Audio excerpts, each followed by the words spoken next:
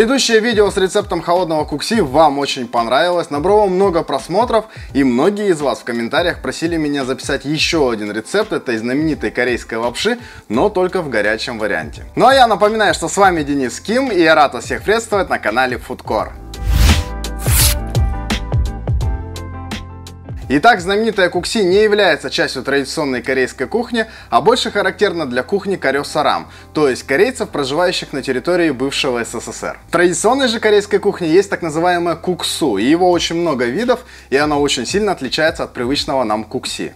Часто можно встретить споры о том, какой рецепт кукси правильный, а какой нет. И эти споры абсолютно бесполезны, потому что в зависимости от территории везде кукси готовят по-разному. В Узбекистане один вариант, в Казахстане другой, в России третий. Даже в разных корейских семьях кукси готовят по-разному. Поэтому сегодня я вам покажу рецепт кукси, как готовили его в моей семье. Но, правда, с небольшими моими изменениями и улучшениями. В Корее мои друзья очень часто шутят, что кукси и морковка по-корейски это на самом деле узбекские блюда, потому что там это можно встретить только в ресторанах узбекской кухни. В общем, устраивайтесь поудобнее, ну а я начинаю готовить. На экране представлены все необходимые ингредиенты. Ставим видео на паузу, делаем скриншот и идем в магазин. Также этот список есть и в описании под видео. Готовим примерно на 4-5 порций. Итак, первым делом займемся бульоном. В глубокую кастрюлю кладем говядину. В идеальном варианте кусок на кости. Далее кладем репчатый лук, зеленый лук, 8-10 зубчиков чеснока. Вливаем примерно 2-2,5 литра воды. Включаем огонь, накрываем крышкой. И как только вода закипит, снимите пенку, если она образовалась, приберите огонь до умеренного и с закрытой крышкой варите так примерно 1 час. Далее нам надо сварить лапшу. Я взял специальную тонкую пшеничную лапшу для кукси, которая варится достаточно быстро, примерно 2-3 минуты. Но вы можете взять любую другую лапшу. Главное, смотрите, чтобы она не была слишком толстой. Не забывайте лапшу регулярно помешивать.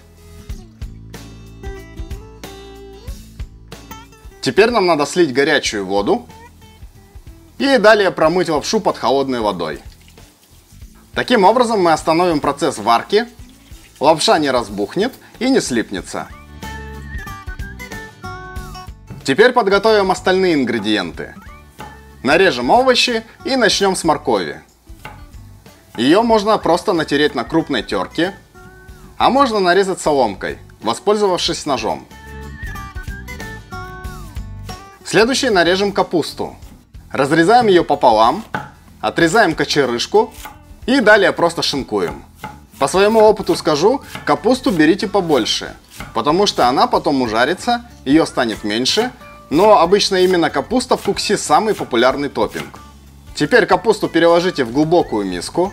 Посолите парой щепоток соли, хорошо перемешайте и дайте ей постоять примерно 15-20 минут. Следующим нарежем огурец. Его нужно просто нарезать соломкой.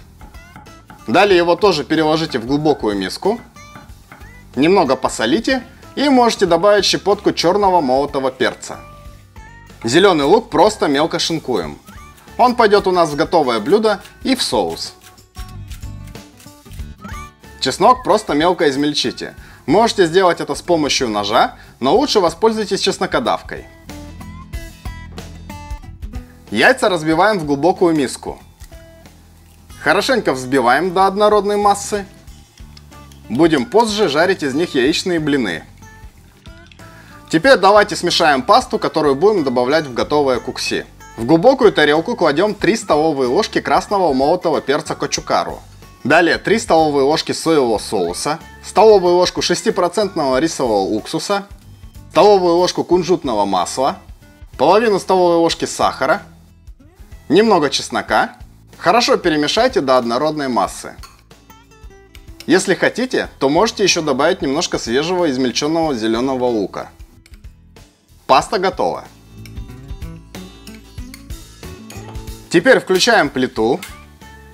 Разогреваем сковороду, добавляем немного растительного масла и выкладываем жариться морковь. Регулярно помешивайте. Жарим примерно 2-3 минуты. до тех пор, пока морковь не станет мягкой. Следующими жарим яичные блины.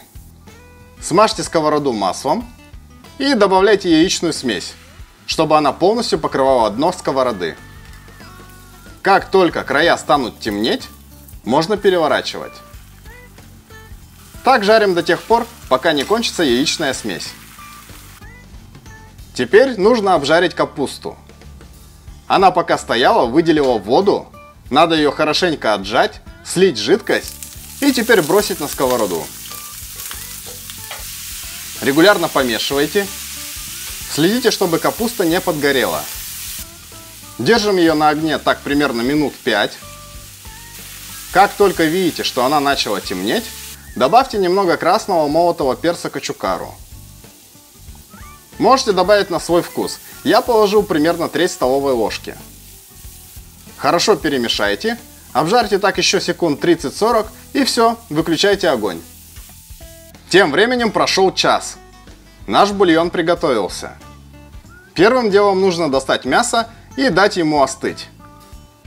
Позже нам надо будет его нарезать, либо руками порвать на волокна.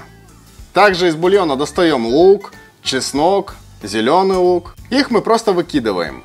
Они нам больше не понадобятся. Теперь в бульон добавляем столовую ложку соевого соуса. Также можете посолить по вкусу. Но не перестарайтесь, потому что мы еще будем класть пасту, которую приготовили ранее.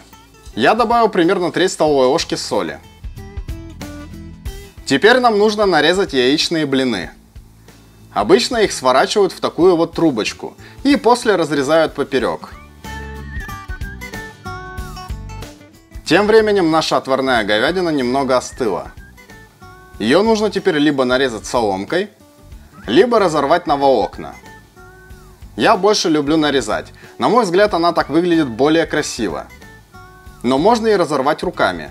Делайте, как вам больше нравится. Посмотрите, какая красивая и разноцветная тарелка с топпингами у нас получилась. Теперь берем глубокую тарелку. Нужна суповая и желательно прям побольше. Кладем теперь в нее лапшу.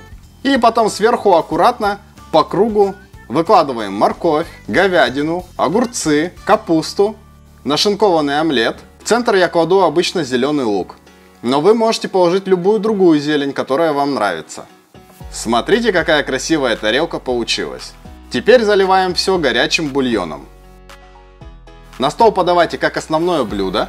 Обязательно добавьте соус, пасту и сверху можете посыпать кунжутными семечками. Приятного аппетита!